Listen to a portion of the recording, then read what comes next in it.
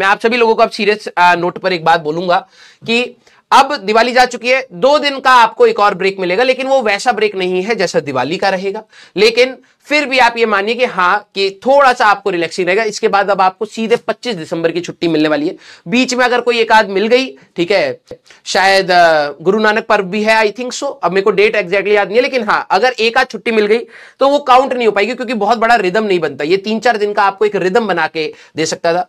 First 2 दिन मैंने आपको इसलिए लेक्चर पुश नहीं करा क्योंकि मैं चाह रहा था कि आप अपने हिसाब से थोड़ा सा प्लान आउट कर ले, और 31 और 1 का जो दिवाली का कंफ्यूजन था उसमें कई बच्चे शायद मिसमैनेजमेंट में रहते, इसलिए मैंने उसको बाद में लेक्चर को दिया कि भाई चलिए ठीक है, आपकी दिवाली बन चुकी होगी अब, ठीक है, जो भी किसी का किसी दिन है, किसी का किसी दिन है, उसके बाद एटलीस्ट आप दोबारा बैक ऑन ट्रैक आए, देखें कि हाँ लेक्चर आया है तो दोबारा बैठे और उसी के बहाने थोड़ा सा रिदम दोबारा बनाया जाए।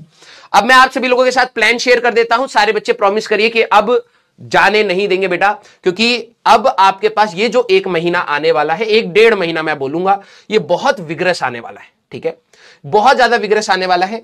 अभी तक हम लोगों ने क्या क्या किया है एक बार क्विकली मैं आपको बता देता हूं कि हम लोग कौन कौन से चैप्टर को रिवाइज कर चुके हैं। दैट इज एसएचएम, हमारे पास thermodynamics, thermal, fluids, rotation and COM, ठीक है, वेरी गुड।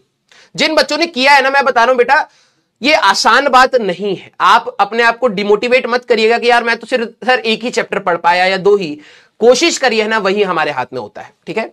तो अभी हम लोग यहां पर कर चुके हैं, this is 60% of class 11th। अब आप देखो, मैं आपको थोड़ा सा पॉजिटिव साइड बताता हूं, आपने 60% ऑफ क्लास 11th कर ली है। और मैं आपको ये चैप्टर्स पहले क्यों बोले थे, क्योंकि अब हमारे पास 12वीं के जो चैप्टर चलेंगे उसमें भी एनर्जी चाहिए।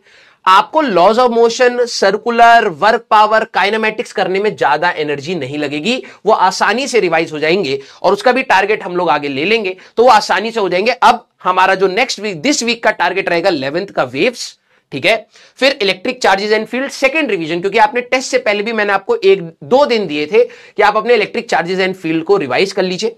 इसका रिवीजन अब देखना, प्लानिंग ये है कि इसका एक सेकंड रिवीजन हम लोग और प्लान कर रहे हैं। रीजन बीइंग, क्योंकि आपको थर्सडे और फ्राइडे जो आपकी छुट्टी है उस दिन आपको मिलेगा ग्रेविटेशन, तो आपको ग्रेविटेशन करने में आपको बहुत आराम आएगा। आपने 2 बार रिवाइज कर रखा है इस चैप्टर को इस तरीके से कि आपका ग्रेविटेशन बिल्कुल मक्खन के जैसे निकल जाएगा। बस केपलर्स लॉ में आपको थोड़ी सी अलग से चीजों को देखना पड़ेगा और सैटेलाइट मोशन में थोड़ा सा अलग से देखना होगा, रेस्ट आपके लिए सारी चीजें सेम रहेंगी। तो ये आज इस बार करेंगे। और पोटेंशियल वाला, क्योंकि इस बार का जो आपका टेस्ट का सिलेबस है उसमें आपका थर्मल नहीं हुआ है। क्या थर्मल तो दिया था यार, कैलोरीमेट्री, कैलोरीमेट्री, और वो तो दिया था थर्मल एक्सपेंशन वाला पार्ट, मुझे जहां तक याद आ रहा है मैंने वो वाला टारगेट तो आपको दिया था कि कैलोरीमेट्री आपको करना है। हां, थर्मल नहीं दिया था आपको उस समय। हां, सारे बच्चे थर्मोडायनेमिक्स में ही मैंने वो, मुझे जहां तक याद आ रहा है कि मैंने एक दिन कैलोरीमेट्री रखा था, फिर थर्मल एक्सपेंशन रखा था, नहीं रखा था? अच्छा चलिए, मुझे जहां तक याद है मैंने दिया था यार, ठीक है। चलिए, अगर आप नहीं दिया है कोई दिक्कत नहीं, उसको हम लोग नेक्स्ट वीक में रख लेंगे। ये वाला हम लोग हटा देते हैं, ठीक है, कोई दिक्कत नहीं है कि अगर हमारे पास ये वाला पार्ट नहीं हुआ है, कोई दिक्कत वाली बात नहीं है, ठीक है। हाँ, थर्मो दिया था, चलिए ठीक है, तो उसको नेक्स्ट उसमें मैं इंक्लूड कर लूंगा। अब सारे बच्चे जरा यहां पर ध्यान से देख लीजिए, मैंने क्या प्लान दिया है और क्या पर्पस से दिया है वो भी मैं आपको बता देता हूं।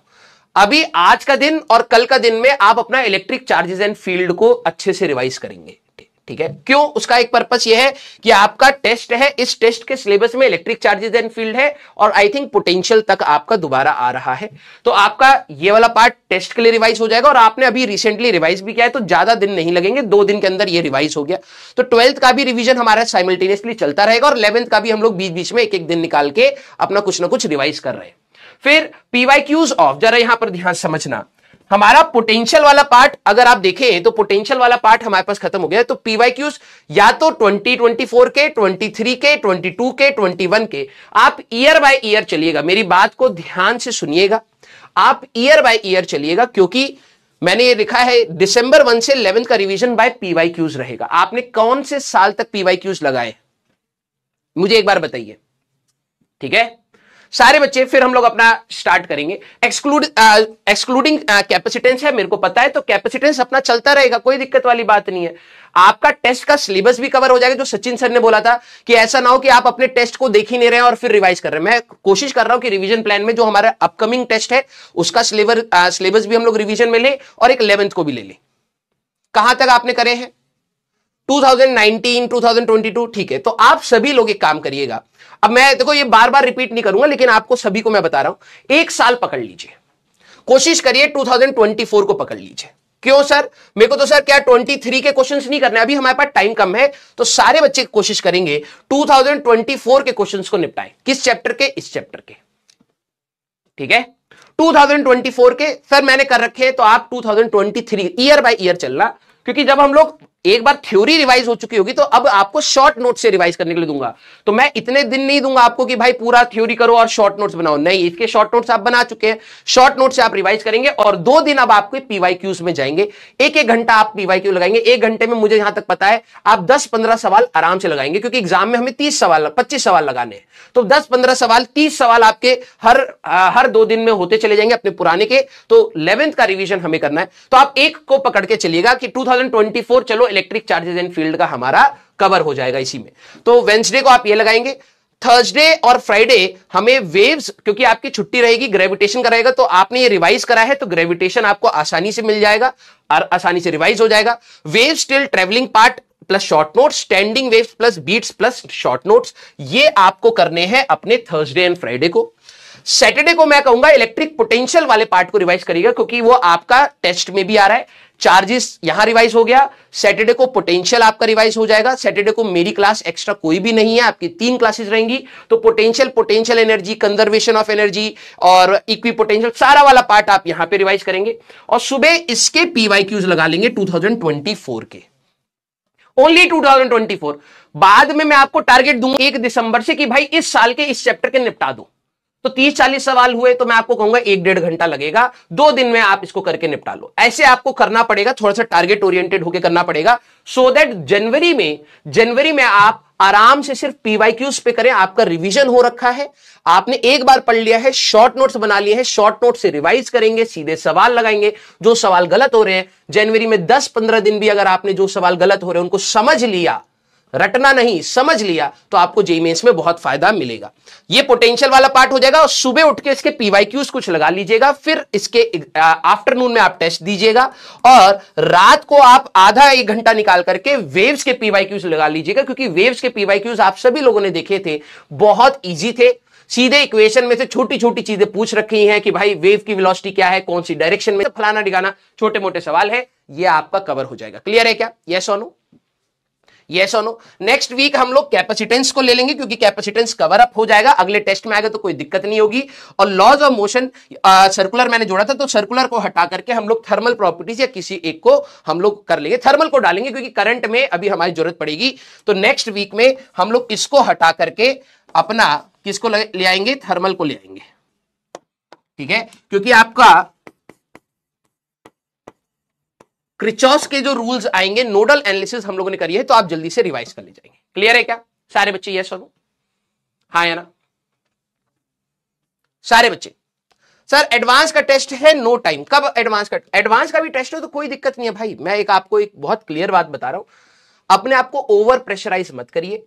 एडवांस के टेस्ट में भी जो आपके सवाल बनेंगे वो क्लास के मतलब नोट से रिलेटेड सवाल होंगे। हाँ, थोड़ी सी एनालिसिस आपके सवालों में हो सकती है, ठीक है। तो अगर आपको समय मिलता है कि नहीं सर मैं अभी के लिए टेस्ट के लिए प्रिपेयर कर रहा हूं, तो आप इसके एडवांस वाले सवाल लगाना चाहे इसकी जगह पर तो आप एडवांस के लगा लीजिए, आप एडवांस वाले लगाना चाहें तो आप एडवांस के लगा लीजिए। ये थोड़ी सी आपके पास फ्लेक्सिबिलिटी है, थोड़ा सा ध्यान से करेंगे तो डेफिनेटली हो जाएगा। हमारा टारगेट मैं आपको पहले बता रहा हूं, नवंबर में अगर आपने फॉलो किया तो पूरी 11th आपकी रिवाइज होगी, शॉर्ट नोट्स आपके प्रिपेयर्ड होंगे, कुछ ईयर्स के पीवाईक्यू सीधे आप निपटा चुके होंगे, कुछ चैप्टर्स के 12th के जो ऑनगोइंग चैप्टर्स हैं उनका भी रिवीजन हो चुका होगा। दिसंबर में हम लोग 11th के सिर्फ पीवाईक्यूज को टारगेट करेंगे और 12th की थ्योरी और शॉर्ट नोट्स जैसा चल रहा है वैसे ही हम लोग टारगेट करेंगे।